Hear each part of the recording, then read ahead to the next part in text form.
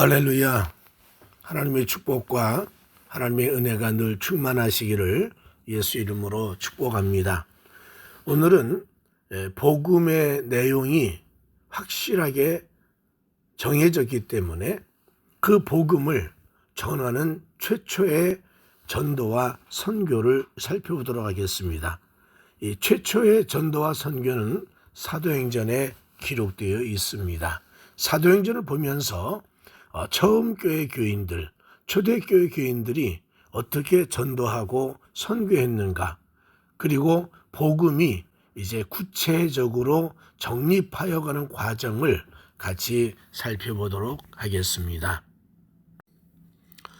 우리가 사도행전을 보면 일반적으로 성령 행전이라고 합니다. 성령께서 복음을 전하는 과정을 정리하는 역사서라고 생각합니다. 그런데 사실은 사도행전은 제2의 예수 행전이나 다름이 없습니다. 복음 전파의 기틀을 마련하면서 무엇을 전할까를 정확하게 규정을 짓고 대상과 그리고 지역과 복음에 대한 내용을 확실하게 체험하는 과정을 잘 정리해 놨다고 봅니다. 그래서 이제 유대교의 지역적인 한계를 뛰어넘어서 세계화를 하는데 앞장섰던 복음에 대한 그 얘기를 적어놓은 것이 사도행전이라고 생각을 합니다. 그래서 사도행전을 살펴보면서 최초의 처음 교회 교인들이 그리고 베드로와 바울이 어떻게 복음을 전했는가를 살펴보도록 하겠습니다. 예수님께서 이 땅에 오심으로 인해서 구속하시는 하나님의 모습을 우리는 볼 수가 있었습니다. 그런데 이 구속의 하나님의 사건이 이제 전환점을 맞이해서 유대라는 지역을 벗어나 전 세계로 확산해 나가는 전환점을 사도행전에는 기록하고 있는데 그 전환점의 출발이 바로 오순절 성령 강림의 사건이었습니다. 오순절날 임했던 성령은 바로 유대교에서 기독교로 출발하는 전환점이 되었고 하나님이 인간과 함께 하신다는 예수님, 임마누엘 예수님을 이젠 성령님과 함께 우리와 함께 계시는 성령의 임마누엘 사건을 볼 수 있는 계기가 되었다는 거죠. 그래서 우리는 이 복음 전파에 아주 중요한 역사를 하고 일하시는 분이 성령님을 알아야 됩니다. 다음으로 우리가 생각한 것은 성령님에 대한 이해입니다. 삼위일체 하나님에서 성령님이 구체화된 것은 사도행전에서 이루어졌습니다. 물론 구약에서는 여호와의 신, 하나님의 신이라는 표현을 쓰긴 했습니다. 그래서 사울이나 다윗이나 모두가 하나님의 영으로 충만하게 되었고 또 예언자들도 여호와의 신에 감동되었다는 표현을 써왔습니다. 그런데 이제 그 여호와의 신, 하나님의 영이 구체화되어서 삼위일체 하나님으로 우리에게 인식된 것은 사도행전의 사건이었습니다. 성령님은 예수님의 약속이 성취된 결과입니다. 예수님께서 나와 똑같은 보혜사 성령을 보내주겠다고 여러 번 약속하셨습니다. 내가 너희를 고아처럼 버려두지 않겠다. 성령님을 보내주시겠다. 그 약속이 이제 오순절에 임했던 성령 강림은 새로운 성령의 삼위일체 하나님의 모습을 구체화시켰습니다. 사실은 이 성령은 구약 예언의 성취였었습니다.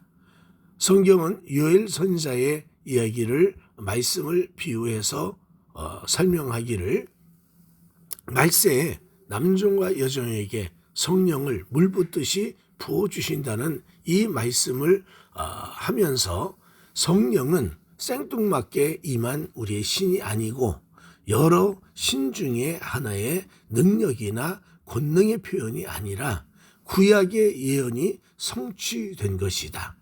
그래서 예수님의 약속과 구약의 예언이 현실화된 분이 바로 성령님이시고, 성령님은 단순히 능력이나 권력이 아니라 하나님이시라는 겁니다. 그래서 하나님과 함께, 성령님과 함께라는 표현을 써가면서 성령의 역사에 대한 이해가 시작이 됐습니다. 사실 성령님은 예수님과 동일한 사역자였었습니다. 예수님께서 말씀하신 보혜사라고 하신 이 표현 속에는 물론 여러 가지 의미가 있겠지요. 그러나 예수님과 똑같은 사역을 하시는 분, 예수님을 증거할 분, 이분으로 성령을 이해가 되었습니다. 동시에 예수님이 승천하시고 재림 사이에서 하나님이 우리와 함께 일하시는 분으로 설명하는 중요한 분이 바로 성령님이셨습니다. 그래서 이 성령님은 복음을 확실히 증거하시는 분으로 우리 가운데 임재하셨고, 이제는 제한적인 예수님의 사역이 모든 인간에게 그리고 전 지역에 확산할 수 있는 분명한 하나님의 모습을 구체화시켰습니다. 이제 우리는 성령에 대한 이해가 잘 되어져야 다음 단계로 넘어가게 될 줄로 압니다. 최초의 교회는 성령의 역사로 인하여서 복음이 전파되었습니다. 그런데 이 전도를 위해서 하나님이 사용하신 방법이 무엇일까? 이건 굉장히 우리에게도 중요한 일이기도 합니다. 근데 먼저 하나님께서는 방언이라는 언어로 사용하셨습니다. 우리가 아는 것처럼 창세기 21장에 탑을 쌓아서 하나님께 대적했던 인간을 언어 혼잡으로 인하여 각 민족으로 흩어져 버렸습니다. 그래서 그 언어의 혼잡을 통해 가지고 나라가 갈라졌지만, 이제 성령이 오셔서 제일 먼저 행한 일은 언어의 통일이었었습니다. 그것이 발성기적이든 청각기적이든 같이 있었던 15개 지역의 사람들이 우리말을 하네 하면서 다 그들이 하는 방언을 알아듣다 그랬습니다. 여러분, 방언이라는 것은 하나님의 언어라고 얘기하죠. 그래서 불의 혀 같은 것이 갈라져라고 표현합니다. 사도행전 2장에 보면 이 불의 혀란 말은 하나님의 혀를 의미하지 않겠습니까? 그런데 이 불의 혀가, 하나님의 혀가 사람의 혀와 하나가 됨으로 인해서 방언이 터졌다는 겁니다. 그래서 이제 하나님께서 일하심의 표적 중에 하나가 언어의 기적의 역사였었습니다. 그래서 그들이 방언을 할 때 같이 있던 사람들이 알아듣고 우리말을 하네 하면서 다 복음에 대한 소식을 듣기 시작했다는 겁니다. 이 기적 같은 사건을 통해서 첫 번째 복음이 전파되는 계기가 되었습니다. 그리고 하나님께서는 이 방언의 역사와 함께 또 하나 나타난 것은 하나님의 능력이었었습니다. 누가복음 24장 49절이나 또 사도행전 1장 8절에 보면 성령이 임하시면 능력이 임한다, 권능이 나타난다 그랬습니다. 그 말은 하나님의 일하심을 통한 기적이 나타난 것을 보여주고 있죠. 그래서 베드로의 첫 번째 사건이 성전 미문에 앉아있는 안질뱅이를 일으키는 사건이었었습니다. 그리고 이 베드로의 기적의 사건과 함께 바울도 루스트라에서 안질뱅이를 일으켰습니다. 그리고 옥에 갇혀있던 베드로나 바울을 하나님의 기적으로 풀어지도록 했고, 또 죽은 자 다비다나 유두고를 하나님의 능력으로 부활하듯이 살아나서 저들의 삶에 큰 위로가 되었고, 또 귀신을 쫓아냄으로 인해 가지고 하나님의 능력이 온 땅에 퍼지는 사건을 만들었습니다. 하나님께서는 복음을 전파할 때 이 능력의 사건, 기적의 사건을 통하여서 하나님의 말씀, 하나님의 구속의 사역을 이루어 가셨습니다. 그리고 또 하나는 말씀을 선포하는 것이었습니다. 예수가 메시아다. 예수님이 인생의 구원자라는 이 사실 하나를 전파함으로 인해 가지고 베드로가 설교할 때 3,000명이 회개하고 개종하는 모습을 성경은 기록하고 있습니다. 이때 예수님 중심으로 복음을 전했던 것을 우리는 뭐라 하냐면 케리그마라는 말을 썼습니다. 이 케리그마라는 것은 하나님 말씀에 대한 선포를 의미하는데 결국은 이 하나님의 구원 사업에 동참할 수 있는 설교나 선언의 내용이나 그 행위를 케리그마라는 표현을 쓰게 되죠. 그래서 이 복음이 구체적으로 이제 전달되는데 예수님은 메시아다. 예수님이 복음이다. 이걸로서 모든 것을 다 완결하는데 그 예수님이 오심으로 이루어지는 복음의 사건들을 일일이 하나씩 나열하게 되면 그것이 바로 케리그마가 되겠습니다. 예수님 중심의 복음을 케리그마라고 했습니다. 케리그마라는 말은 그리스도의 복음, 하나님의 복음을 의미합니다. 마태복음에서는 예수님께서 하신 첫 번째 설교가 회개하라 천국이 가까이 왔느니라 말씀을 하셨습니다. 그러나 마가복음 1장 14절에는 예수님께서 하나님의 복음을 전파했다고 하면서 때가 찼고 하나님 나라가 가까이 왔으니 회개하고 복음을 믿으라고 하였습니다. 이 그리스도의 복음, 하나님 복음을 중심으로 해서 여러 가지 예수님의 삶을 선언한 내용이나 선포의 행위를 케리그마라고 했습니다. 그래서 이 케리그마는 다양한 구약 성경의 말씀이나 또 여러 가지 바리새인이나 서기관의 교훈을 의미하지는 않습니다. 오직 중심이 예수 그리스도 안에서의 해방과 구원, 예수님이 복음이란 사실을 전하는 데 집중한 것이 케리그마입니다. 그래서 이 케리그마의 핵심 요소를 우리가 뽑아내는데 사도행전이 초대교회에 가진 복음의 내용이라서 이들이 전한 복음의 내용을 케리그마라고 하면서 6가지를 말합니다. 첫 번째는 구약의 예언이 성취됐다는 겁니다. 구약은 끊임없이 메시아에 대한 예언을 했습니다.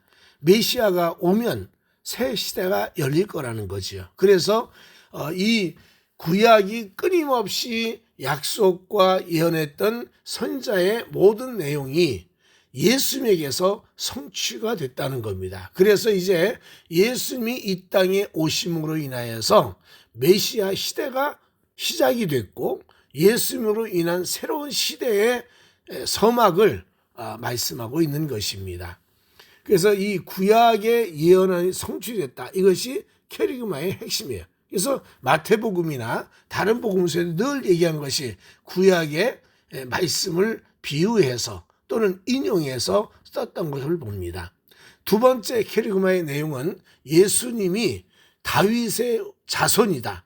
왕 같은 제사장이다. 뭐 그런 표현을 썼습니다. 그리고 예수님은 제2의 모세라고 이해를 했습니다.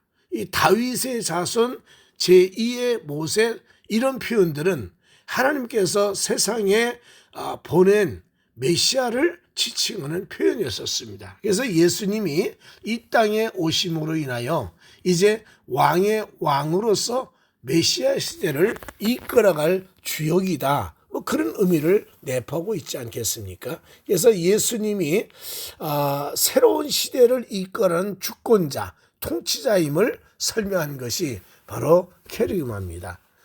베드로는 설교하면서 너희가 죽인 예수를, 사람들에 의해서 죽었던 예수를 하나님께서 주와 그리스도를 만드셨다고 말합니다. 그래서 예수님이 새로운 시대의 통치자임을 확고하게 증명한 것이 바로 케리그마의 내용이었습니다. 그리고 세 번째 케리그마의 내용은 예수님께서 십자가에 죽었고 부활하셨다는 겁니다. 예수님이 왜 죽었을까? 그것은 이사야가 말한 것처럼 고난과 순의 종으로 와서 인간의 질병과 죄악과 사탄의 권세를 꺾기 위해서 오셨다는 거지요. 그래서 예수의 십자가는 단순한 한 인간의 죽음이 아니라 하나님의 구속을 완성하신 죽음이라는 겁니다. 그래서 십자가의 죽음을 강조 안 할 수가 없습니다.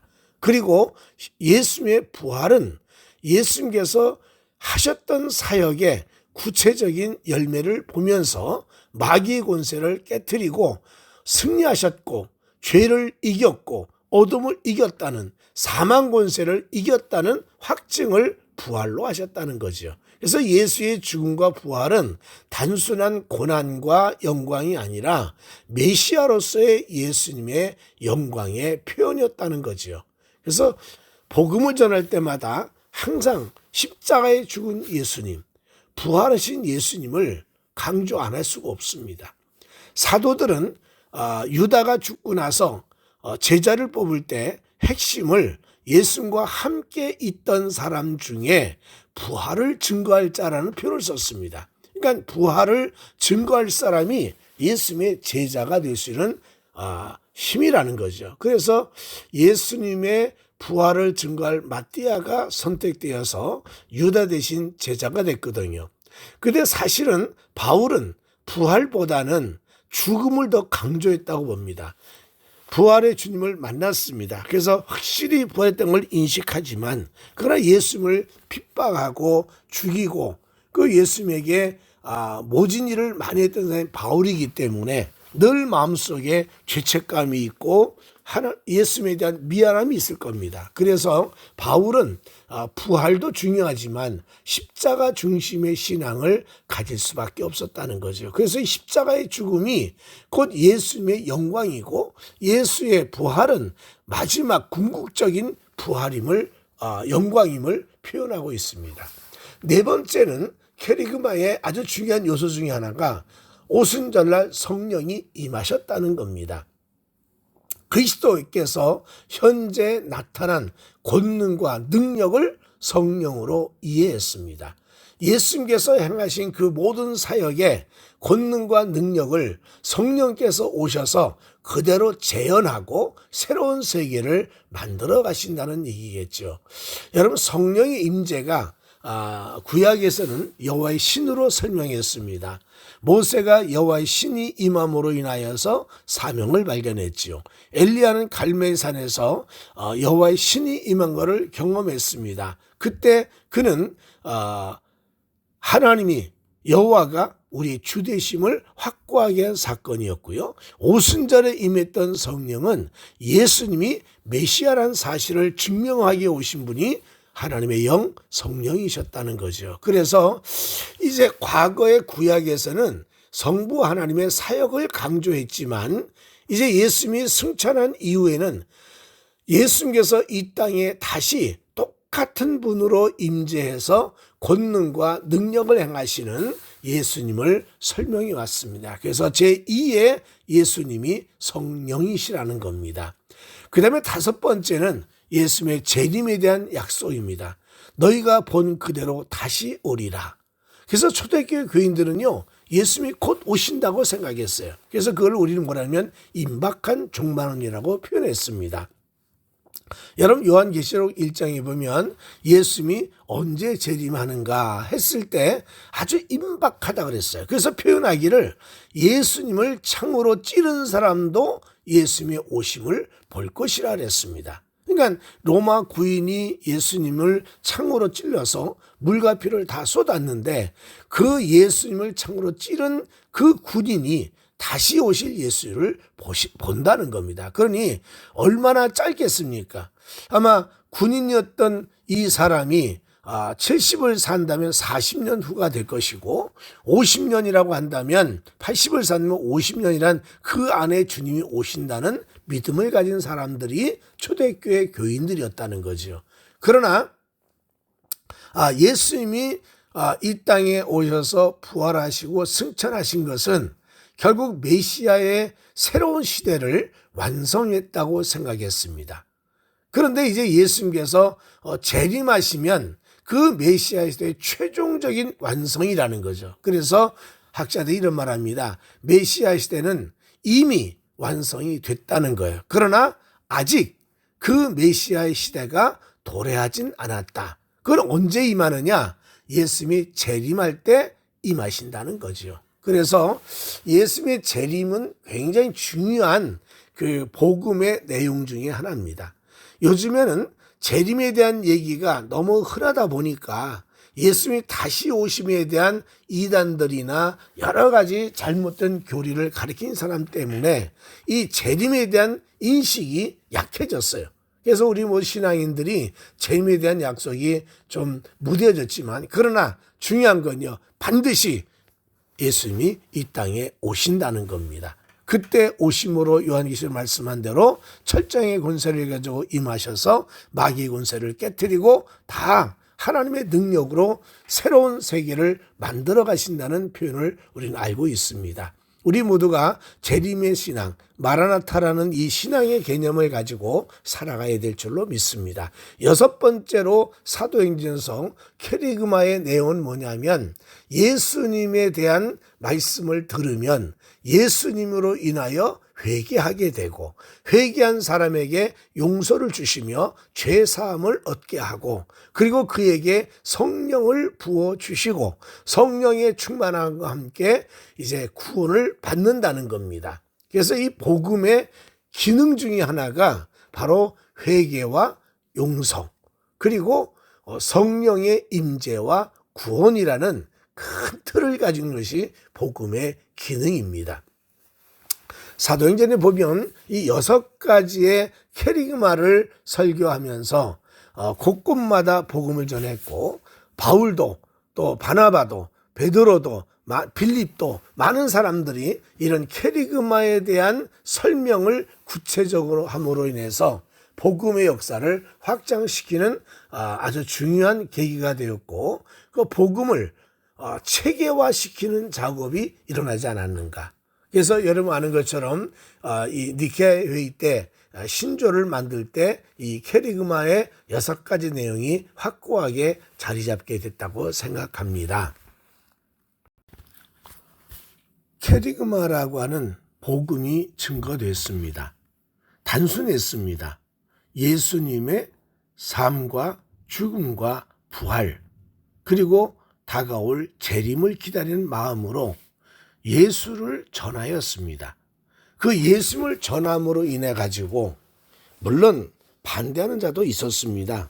그러나 많은 사람들이 가슴을 치며 메시아가 오심에 대한 환영과 함께 새로운 시대에 소속되기를 원해서 회심을 하게 됐습니다. 그래서 저들이 가슴을 치며 우리가 어찌할꼬 하면서 회개했고, 죄사함을 받았고, 성령이 임하게 되었고, 구원을 받게 되었습니다. 베드로 때는 이런 사람이 무려 3,000명이나 한 번 설교에 이루어졌다는 거지요.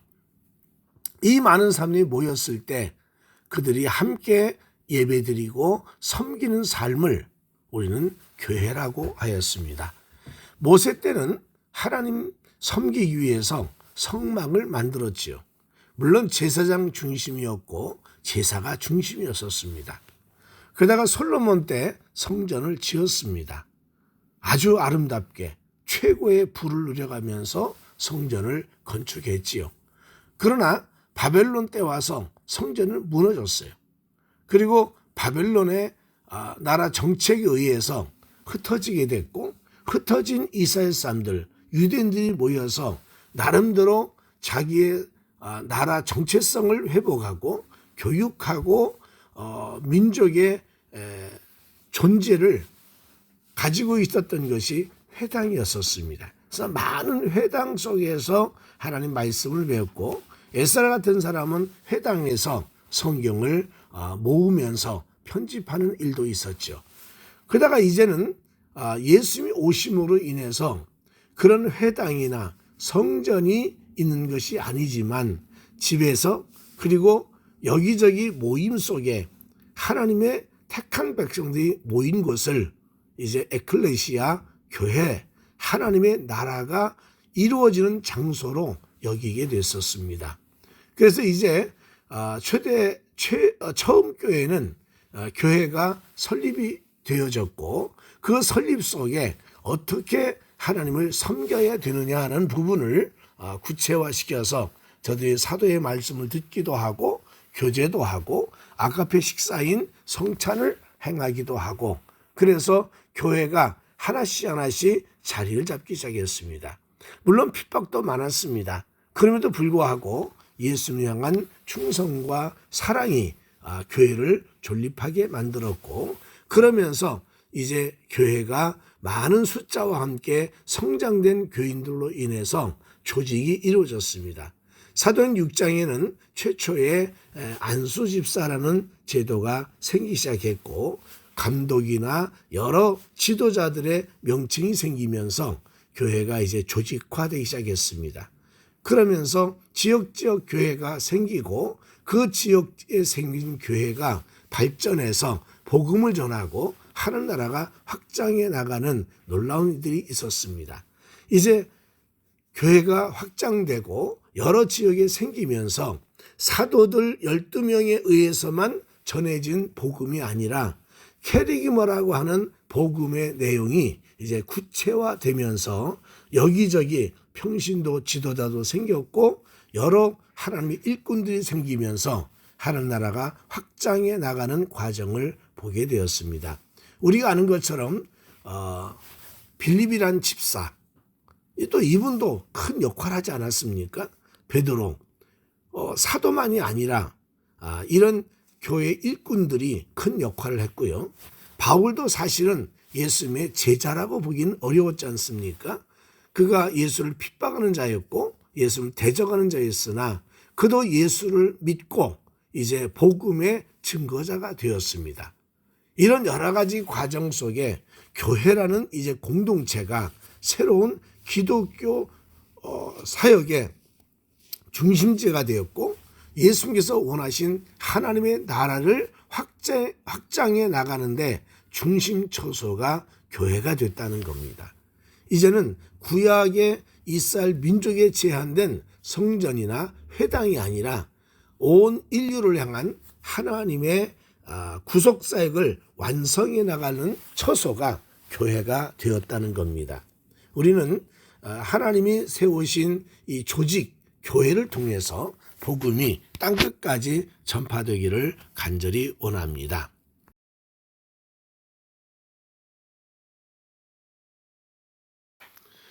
지금까지 말했던 그 걸림돌 제거만이 아니라 사도행전은 아주 중요한 요소를 또 제거하는데 전력을 기울였었습니다. 바나바와 바울이 1차 선교 여행을 마치고 돌아와서 교인들 사이에 문제가 생겼습니다. 왜냐하면 이방인들도 할례를 받아야 되고 율법을 지켜야 된다는 겁니다. 그러나 바나바와 바울은 선교 여행하면서 할례를 받지 않은 사람들, 율법을 지키지 않은 사람도 다 하나님이 구원하고 저들에게 자유와 죄 용서함을 주셨다는 겁니다.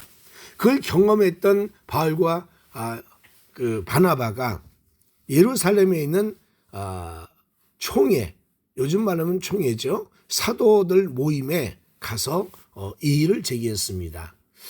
율법이라고 하는 것이 분명히 우리가 수천 년 내려온 법이 압니다마는 그러나 복음을 전하는 데는 이것이 큰 걸림돌입니다.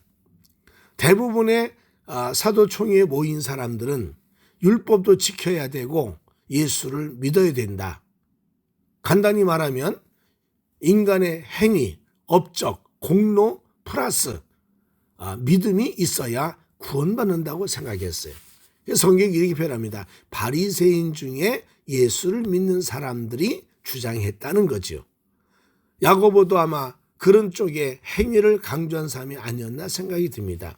하여간 그들의 강력한 요구와 함께 바울과 바나바가 강력하게 이 할례라든지 율법을 지키지 않아도 구원받는다는 사실을 확인했다는 겁니다. 그래서 이 바울과 바나바 그리고 유대인들 사도나 베드로와 바울이 있는 그곳에서 저들은 율법 613가지를 철폐하고 이제는 오직 하나님 중심의 복음을 예수 중심의 복음을 전해야 된다고 확신했습니다. 그래서 유대인 중심이었던 할례나 회당의 여러 가지 내용들을 이제 변화시켜서 이방인도 예수를 믿고 구원받아야 된다는 확신을 갖게 했습니다.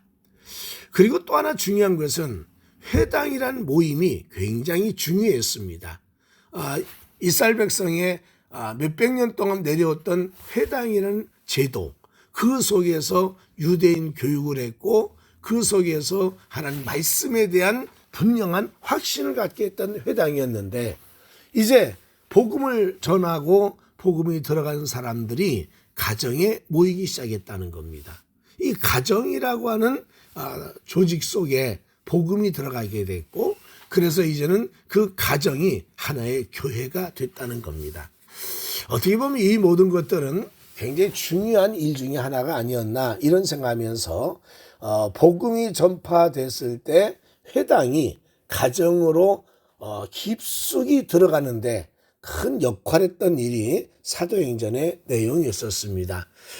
고넬료도 가정에서 구원을 받았습니다.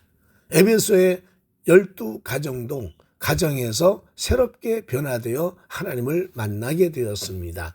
많은 사람들이 회당에서 말씀을 듣긴 들었지만 그러나 그들은 가정으로 들어갔고 핍박도 있고 어려움도 있고 환난도 있었지만 가정에서 믿음을 견고하게 지키는데 최선을 다했던 걸 볼 수 있습니다. 이제 그동안 바리새인, 사두개인 이런 계급 사회라 그럴까요? 계층들이 있었습니다. 그런데 예수를 믿으면서 이런 권력자 계층이 아니라 모든 평민들이 예수를 믿고 구원받아서 하나님의 자녀가 되어 당당하게 자유인으로 살아갈 수 있는 복을 주셨다는 겁니다. 어떻게 보면 이 권력자 중심의 유대교가 이젠 평민 중심의 기독교로 전환하는 일에 이 많은 복음의 걸림돌이 있었지만 이걸 제거하고 하나님을 섬기는 일에 전력 기도로 만들었습니다.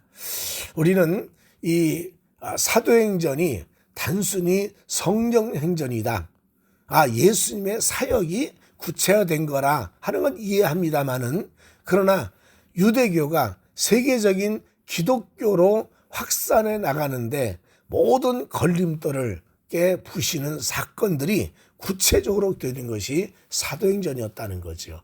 이런 걸림돌 제거 때문에 복음을 전하는데 쉬워졌고 이방인들이 예수 믿는데 편해졌고 나라마다 가지는 문화나 전통을 잘 변화시키는 역할한 것이 기독교의 복음의 핵심이었습니다.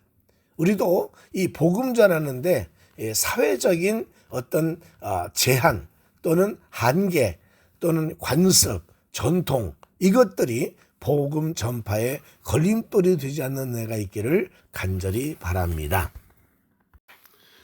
지금까지 말했던 그 걸림돌 제거만이 아니라 사도행전은 아주 중요한 요소를 또 제거하는데 전력을 기울였었습니다. 바나바와 바울이 1차 선교 여행을 마치고 돌아와서 교인들 사이에 문제가 생겼습니다.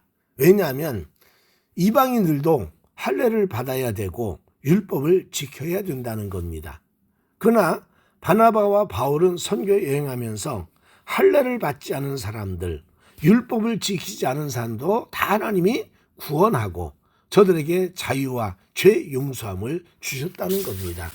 그걸 경험했던 바울과 바나바가 예루살렘에 있는 총회, 요즘 말하면 총회죠, 사도들 모임에 가서 이 일을 제기했습니다. 율법이라고 하는 것이 분명히 우리가 수천 내려온 법이 압니다마는, 그러나 복음을 전하는 데는 이것이 큰 걸림돌입니다. 대부분의 사도 총회에 모인 사람들은 율법도 지켜야 되고 예수를 믿어야 된다. 간단히 말하면 인간의 행위, 업적, 공로 플러스 믿음이 있어야 구원받는다고 생각했어요. 성경이 이렇게 표현합니다. 바리새인 중에 예수를 믿는 사람들이 주장했다는 거죠. 야고보도 아마 그런 쪽의 행위를 강조한 사람이 아니었나 생각이 듭니다.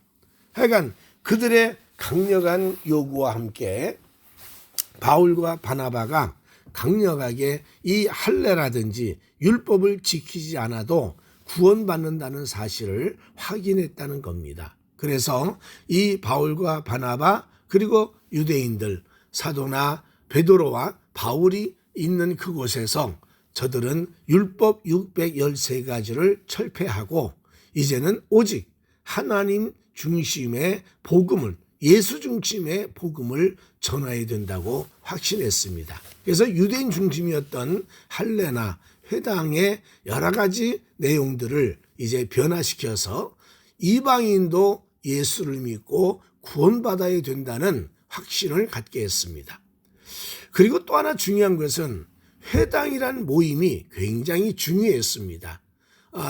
이스라엘 백성의 몇백 년 동안 내려왔던 회당이라는 제도, 그 속에서 유대인 교육을 했고 그 속에서 하나님 말씀에 대한 분명한 확신을 갖게 했던 회당이었는데 이제 복음을 전하고 복음이 들어간 사람들이 가정에 모이기 시작했다는 겁니다. 이 가정이라고 하는 조직 속에 복음이 들어가게 됐고 그래서 이제는 그 가정이 하나의 교회가 됐다는 겁니다. 어떻게 보면 이 모든 것들은 굉장히 중요한 일 중에 하나가 아니었나 이런 생각하면서 복음이 전파됐을 때 회당이 가정으로 깊숙이 들어가는데 큰 역할했던 일이 사도행전의 내용이었습니다. 고넬료도 가정에서 구원을 받았습니다. 에베소의 12가정도 가정에서 새롭게 변화되어 하나님을 만나게 되었습니다. 많은 사람들이 회당에서 말씀을 듣긴 들었지만 그러나 그들은 가정으로 들어갔고 핍박도 있고 어려움도 있고 환난도 있었지만 가정에서 믿음을 견고하게 지키는데 최선을 다했던 걸 볼 수 있습니다. 이제 그동안 바리새인, 사두개인 이런 계급 사회라 그럴까요? 계층들이 있었습니다. 그런데 예수를 믿으면서 이런 권력자 계층이 아니라 모든 평민들이 예수를 믿고 구원받아서 하나님의 자녀가 되어 당당하게 자유인으로 살아갈 수 있는 복을 주셨다는 겁니다. 어떻게 보면 이 권력자 중심의 유대교가 이젠 평민 중심의 기독교로 전환하는 일에 이 많은 복음의 걸림돌이 있었지만 이걸 제거하고 하나님을 섬기는 일에 전력 기도로 만들었습니다. 우리는 이 사도행전이 단순히 성령행전이다. 예수님의 사역이 구체화된 거라 하는 건 이해합니다마는 그러나 유대교가 세계적인 기독교로 확산해 나가는데 모든 걸림돌을 깨부시는 사건들이 구체적으로 되는 것이 사도행전이었다는 거죠. 이런 걸림돌 제거 때문에 복음을 전하는데 쉬워졌고 이방인들이 예수 믿는데 편해졌고 나라마다 가지는 문화나 전통을 잘 변화시키는 역할한 것이 기독교의 복음의 핵심이었습니다. 우리도 이 복음 전하는데 사회적인 어떤 제한 또는 한계 또는 관습, 전통 이것들이 복음 전파에 걸림돌이 되지 않는 애가 있기를 간절히 바랍니다.